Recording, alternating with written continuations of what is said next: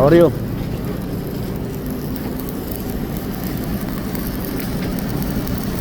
Ayan. This, Interesting about welding. not about it. For this, for what is the one? For what? This for what? This for Ducting? what? Ducting. Ducting? Ducting for what? Sanjay. Sanjay! This is ducting for what? Ducting where? Mill house. Huh? Miller, cement miller. Sinadero. Yan ang mga bossing. Ganda ng welding ng ano. Bali, taking pa lang yan. You have only small welding machine? That's enough? Small welding machine? Big yard machine. Only taking here after going. Only taking, yeah? Yan o. Yan ang welding machine.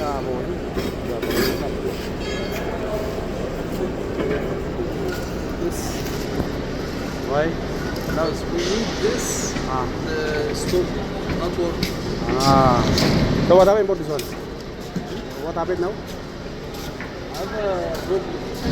Didn't have a problem. Why? What's the problem? I don't know. Not travel or not Yeah. going up and down? No. Not travel. No. So we will wait that scaffolding installer to finish that scaffolding. Then we will see that problem. No? We'll check it. Okay.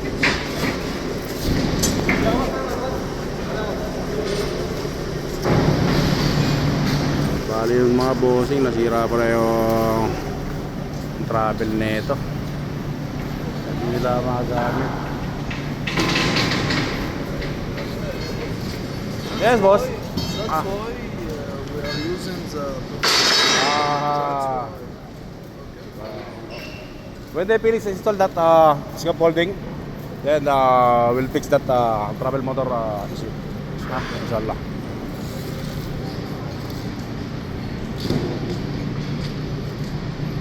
At bali yun nga pala.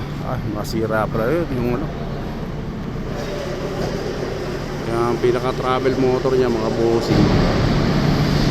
Nasira. Kaya lalagyan ng scaffolding. Ayan, di alam, parang kulang pa rin. Dapat meron tayong dito monkey ladder o ladder para maka-access tayo sa taas mga bossing yan.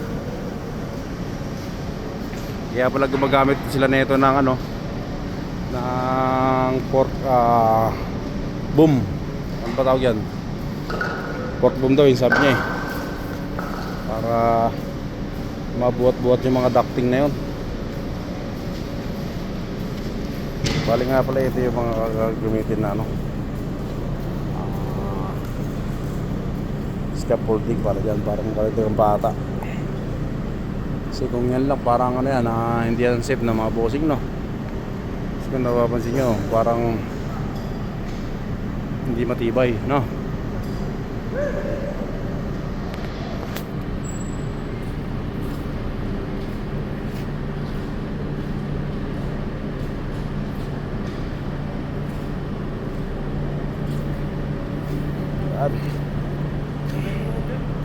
Ha? What? Yeah, after fixing that ladder, they will fix ladder, then mechanical person will go up.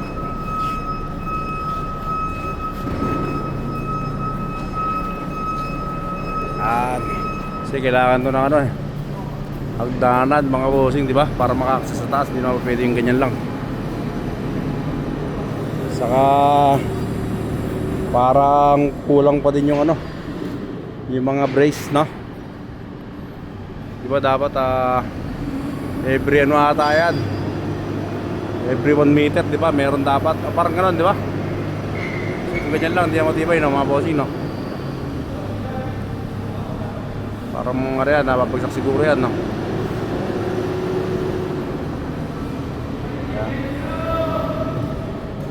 Yan, bali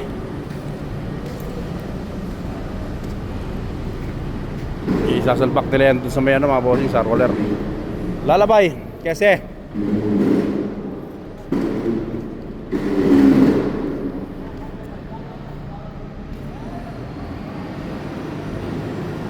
mga bossing.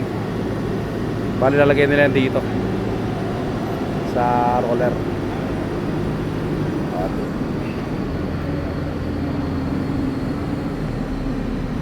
ducting pala yan gagamitin para sa air slide ng mill. Ayan.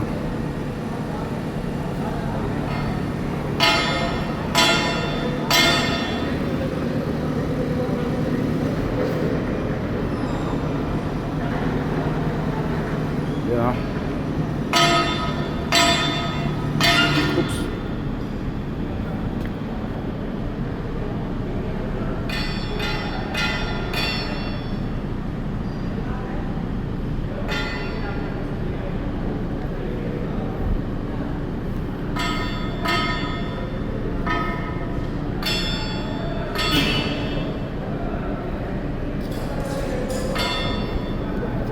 Bali kailangan na ito i-operate mga bossing.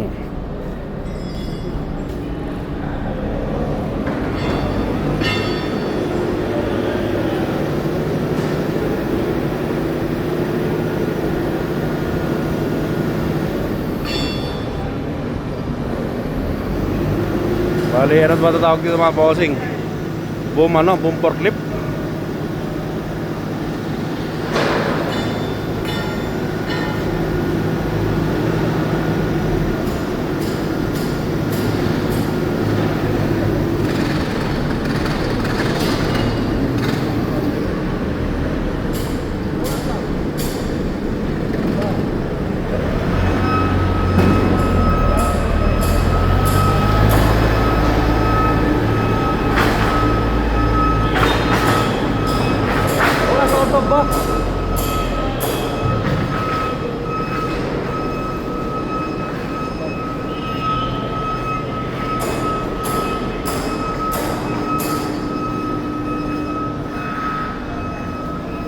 My friend, you are a fabricator? Yes. Ah, very good. What is your name? Sanjay Sharma. Sanjay Sharma. Very good. Yeah, this is a fabricator also? Fabricator? No, this one helper. Ah, helper. Ah, that's welder. Very good. What is your name? Okil Singh. Okay, let's see.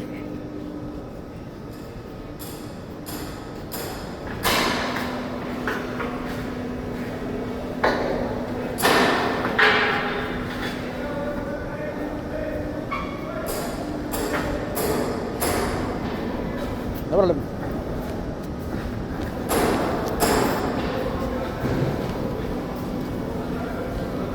Bali nga pala mga bukas natatakot sila dahil akala nila isend ko sa isend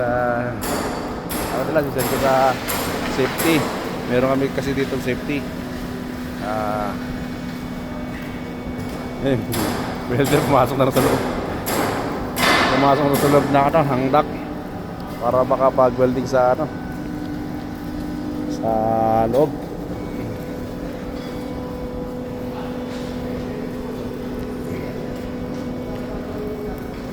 Bali double welding nga pala ang gagawin nila dyan mga bossing.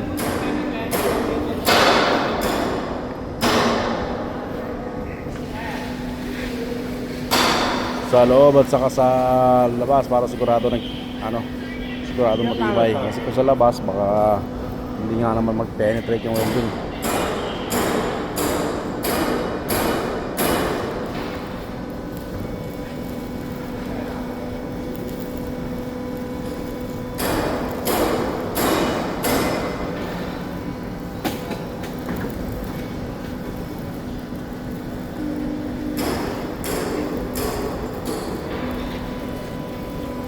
Ayan mga bossing, dito tayo para makita natin paano nila ginagawa yan.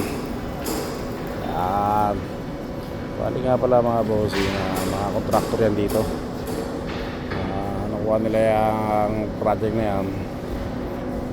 Siguro mas mababa yung presyo. Hello boss, how are you? Good?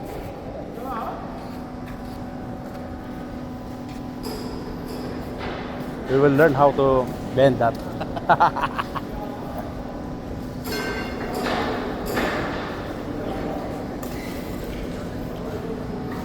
siya. Bibigyan natin yung mga bossing. Bibigyan natin yan. Yun nga, bali tignan natin kung paano makuha pinaka right angle niyan para may pawara, meron tayong idea.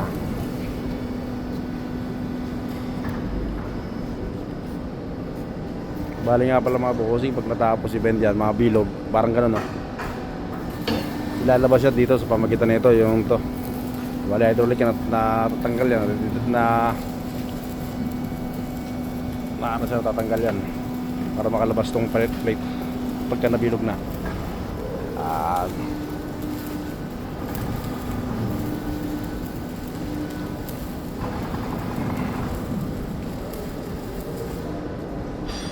Bali hindi pa siya masyadong sanay gumamit ng bender, mga bossing. Kaya meron siyang pattern na sinusunod o jig. Yan. Parang yung pala teknik doon. Dapat magkaroon pala ng talabay, pinaka pattern o jig.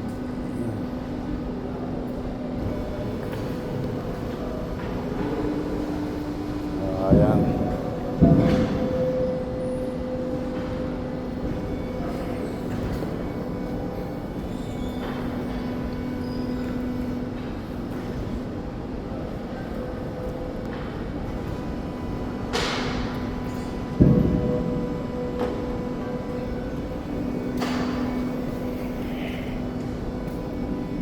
Here not mentioned that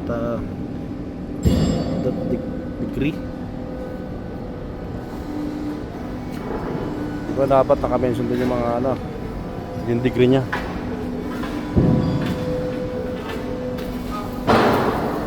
Para hindi na siya nag-base dun sa angle, no? Tama ba yung mga bossing? Wala rin ako masyado idea sa mga ganyan trabaho. Kaya binibidyo ako lang din para kahit paano makita lang yun. Pero kung nakikita nyo mga bossing, ang pakit ng pagkakabilog.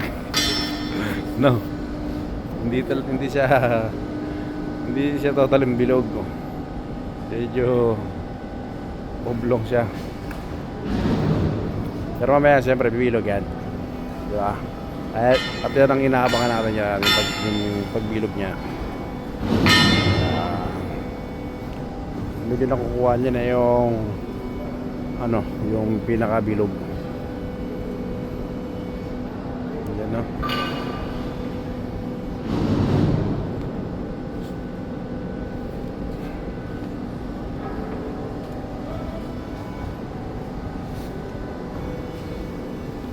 Ayan, babalik-balik lang yung ano niya. Pero bali, how are you? Ha? Yes. How are you? Good.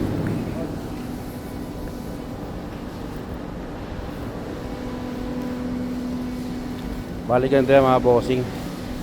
Pag natapos siya, ganyan bilog. Ganyan. Natapos nga ito bilog. Pero kung tapos nyo, hindi siya totaling bilog ng mga boss nyo. Hindi siya may dugtungan.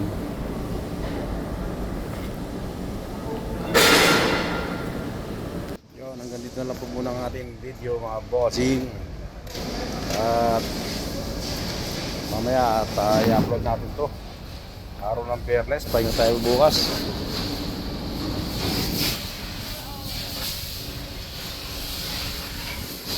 Kaya po tayo bukas mga bossing, araw ng Biyernes, Sabado bukas.